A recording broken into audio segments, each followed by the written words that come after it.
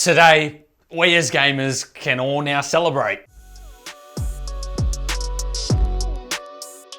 We're able to pick up Windows 10 Pro for as little as $14. However, GameFund have reached out to sponsor this video and they are offering a 20% off discount code for our viewers. So hopefully we can help save you guys some money. Now, if you have that little watermark down the bottom right-hand corner of your screen saying activate Windows, then you are missing out on all of your Windows 10 features. For limited time only, you can use code D20 at GameFund365.com, save 20% off your Windows purchase, get rid of that ugly watermark, and hopefully save you guys some hard-earned money. So again, that's code D20 for 20% off, or you can visit the links in the description. And hey, at least you guys don't need to spend hundreds of dollars for a Windows 10 license. With Nvidia's latest game driver, version 456.55. It promises to improve stability for the RTX 3000 series. It seems that the Igor's lab capacity theory may not have been the issue at all. Now, it has been about 1 week since all of the issues started popping up all over the internet. However, nobody was actually able to prove or determine 100% what the causes were. The only evidence we really had was that boosting near 2000 megahertz seemed to cause stability issues and was causing the games to crash. It was not happening with every single GPU. And we didn't seem to see anyone reporting any crashes with the Founders Editions themselves. Now, our personal findings were leaning towards the GPU turbo boost being somewhat unstable in games. And then we got this crash message from Shadow of the Tomb Raider suggesting that perhaps it had to do with some driver issues. But nobody really knew the real issue because, you know, these issues can rise here and there because of numerous different amounts of problems. So Nvidia's new driver didn't really say much apart from stability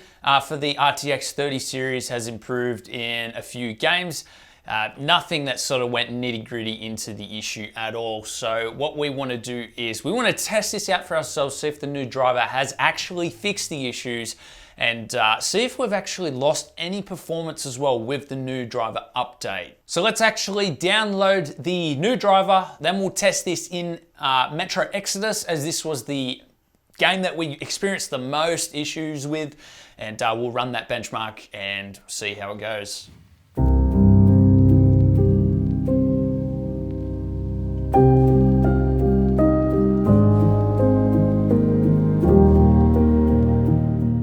So it looks like that the driver has fixed the original issues, whether that be unstable clocks, drivers, whatever the issue may be. Something else we did notice when we were running the benchmark is that you could see that the clocks actually did spike over 2000 megahertz as well. So it's good to see that we're still hitting that 2000 megahertz and the driver has not slowed down the card at all to combat this issue, whatever the issue was. Now, as I said, we did choose Metro Exodus because this was the most unstable game for us. Of course, we're going to be doing further testing in a lot of other games, but it's good to see that our most unstable game personally did actually pass the test. And so just for peace of mind, I also wanted to make sure that we did not lose any performance in the GPUs due to this new driver update, because that was one of the things. We were able to drop our speeds by 50 megahertz and drop the power down to 95, and that would allow us to run our benchmark. So I just want to make sure there's no performance loss. Let's go ahead and we'll fire up some 3D Mark tests,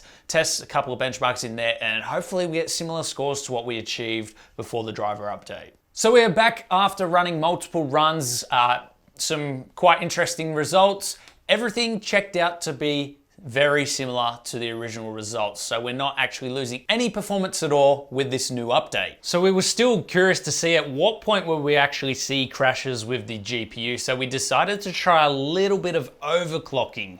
We decided to put 50 megahertz on the clock and then we loaded up Metro. We tried that. Unfortunately, we had a crash. So that's showing that even though there was a patch brought in by Nvidia, there is still some stability issues there. So it doesn't look like anyone's going to be overclocking, but at the same time, it's good to see that you're getting the most performance out of your GPU possible, hitting around those 2000 megahertz mark. So you're actually not losing out on performance there. So I recommend perhaps sticking to the stock speeds and don't overclock your GPU. Now, of course, there are going to be GPUs out there which have silicon lottery. They're going to be, overclocking a lot higher. We managed to get 45 megahertz stable overclock on this. That was the highest we could go. We crashed at 50.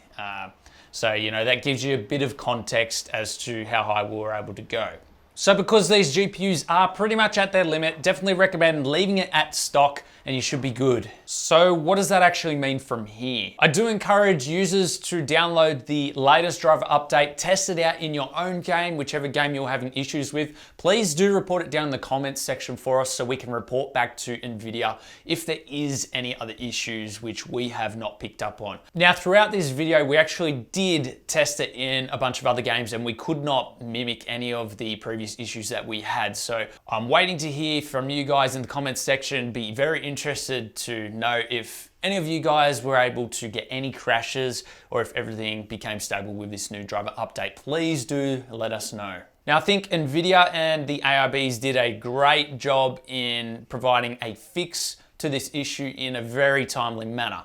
But with that being said, it shouldn't have happened in the first place. But I do hope that now gamers can enjoy their cards, have fun, and play their favorite games. Anyway, guys, that was a bit of an update to our first video that we did make, just letting you guys know that hopefully everything is stable now.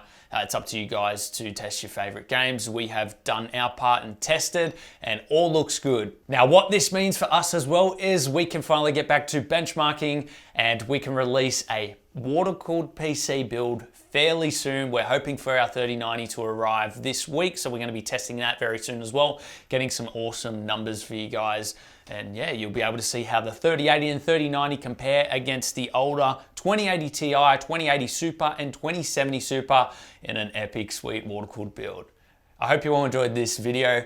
Thanks for watching, and we'll see you all in the next one.